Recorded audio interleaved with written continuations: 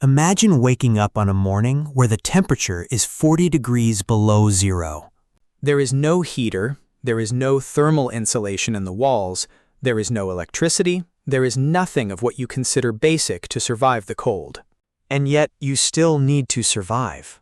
Not for a day, not for a week, but for months, years, entire generations. Welcome to the Ice Age, where our ancestors not only survived, but mastered the most brutal cold humanity has ever faced. Have you ever stopped to think about how they did it? How did human beings, without any modern technology, manage to sleep in peace while outside the wind cut like blades and the cold could kill in minutes? The answer will surprise you, because what they created was so ingenious, so well thought out, that we still use the same principles in our homes today. Except we forgot where it came from. Before continuing, if you like discovering how our ancestors really lived, subscribe to the channel and turn on the notification bell. Every week, we bring stories that will change the way you see the past. And believe me, this Ice Age story is just the beginning. Let's go back in time. We are about 20,000 years ago. The world is completely different. Massive glaciers cover a good part of Europe and Asia. Mammoths walk across vast frozen plains. And in the midst of it all, small groups of humans try to survive. They have no supermarkets, they have no synthetic clothes, they have nothing but their own intelligence and creativity.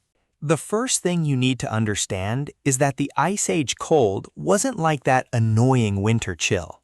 We're talking about temperatures that easily reached -30 to -40 degrees Celsius.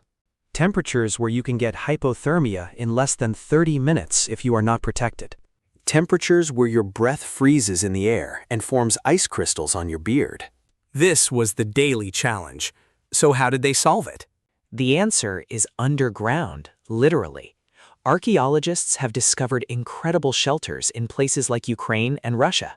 And when I say incredible, I'm being sincere. These weren't just holes in the ground covered with animal skins. They were sophisticated structures. They were engineering projects. Let's talk about the building material. Scarce wood, stone, difficult to work with in extreme cold. So they used what was in abundance: bones. Mammoth bones, specifically. These giant animals provided everything: meat to eat, skins to cover themselves, fat to burn as fuel. And when they died, their bones became the structure for entire houses. Imagine a house made with mammoth skulls, jaws, ribs, and femurs. It looks like something out of a horror movie, but it was genius. The bones were heavy and strong. They formed a solid structure that could withstand the weight of the snow accumulated in winter. I'm talking about strategically positioned openings that allowed smoke to escape while fresh air came in. And more importantly, these openings were adjustable. When the wind was too strong, they covered them partially. When they needed more air circulation, they opened them more. It was a manual climate control system. And there's more. The fire wasn't right in the center of the house. It was slightly offset. Why? Because this created air currents that distributed the heat more evenly. The hot air rose, circulated through the dome, and descended the sides. It was a natural convection heating system. Yes, the same principle your modern heater uses. But where did the fuel come from to keep this fire burning for months? Wood was precious and scarce, so they used bones. Mammoth bones, again. Bones have marrow. Marrow is pure fat. Fat burns and burns for a long time. A single mammoth bone could burn for hours. They literally heated their homes with the remains of the animals they hunted. And it doesn't stop there. They also used dry dung. Feces from herbivorous animals, when dry, are an excellent fuel. The Mongols still use this today. Our Ice Age ancestors already knew this 20,000 years ago. Nothing was wasted. Everything had a function. Now, you must be wondering about humidity, because moisture and cold are a deadly combination. If you sweat and that moisture freezes on your clothes, you die. It's as simple as that. So how did they deal with that, right? If you are enjoying this content and want to see more about how our ancestors were true survival geniuses, leave a like on the video and subscribe to the channel. Much more is coming. First, the clothes. They didn't wear skins with the fur facing out. They used them with the fur facing in, directly against the skin. Why? Because the fur creates an insulating layer of air next to the body. And on top of this first layer of skin with the fur inside, another layer of skin with the fur outside. 2 layers, always. And these clothes were loose. They weren't tight to the body. Why? Because tight clothes compress the air and reduce insulation. Loose clothes allow for air pockets. More air, more insulation.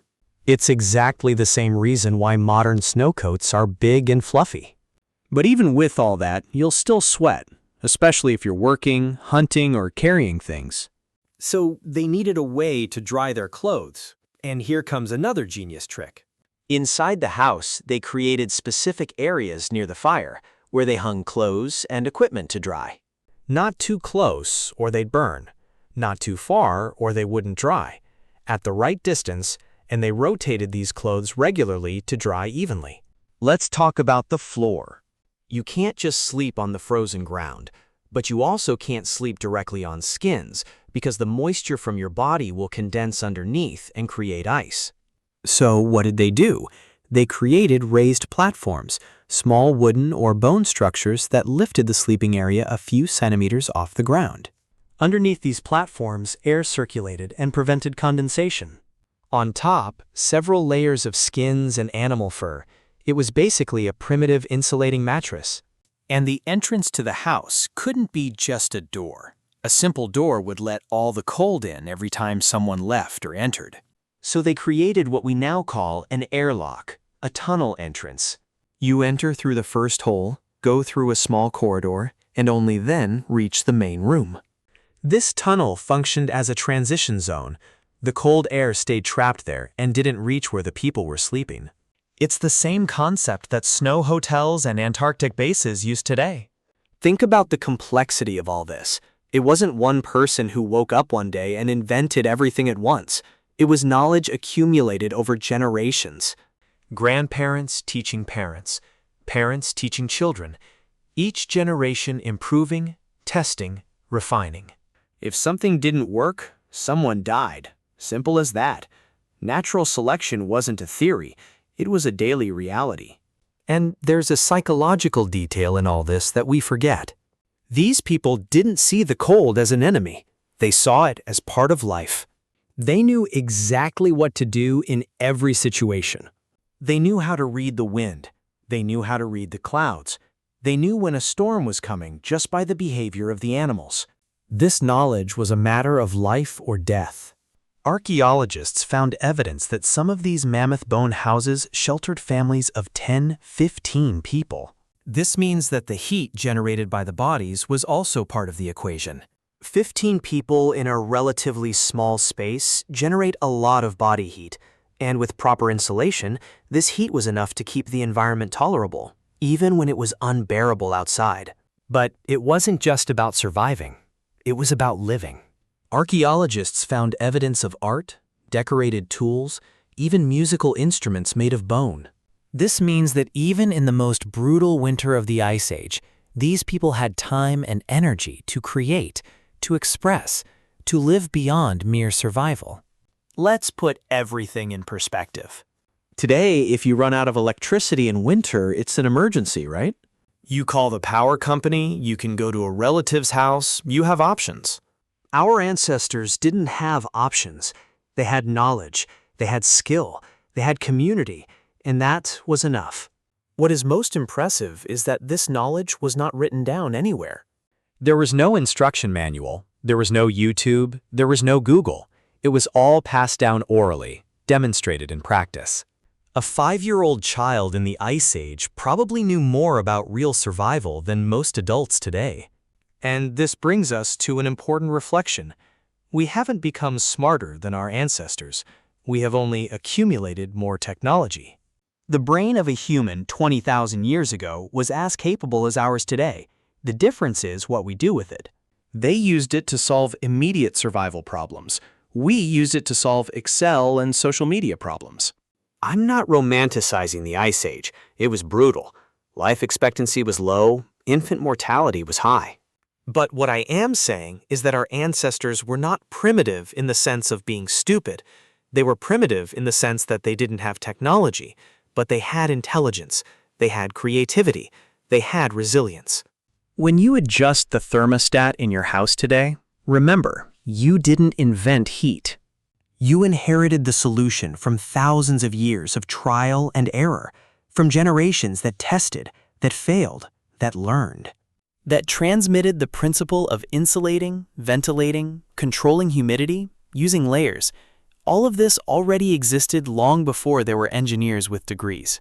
The next time you complain about the cold, think, you have a coat, you have heating, you have a house with insulated walls, you have everything, and you still complain. They had the bones of dead animals and skins, and they built homes that kept them alive during the coldest period humanity has ever faced.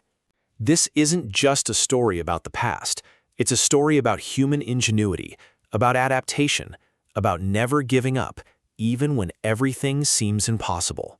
Our Ice Age ancestors taught us something fundamental. No matter how difficult the situation, there is always a solution. You just need to be creative enough to find it. And that's it. I hope you never look at winter the same way again. I hope you have a little more respect for your ancestors, and I hope you realize that human intelligence has always been our greatest survival tool. Not strength, not speed, intelligence. If you've made it this far, leave it in the comments. Could you survive a week in the Ice Age with the knowledge you have today? I bet not. Me neither.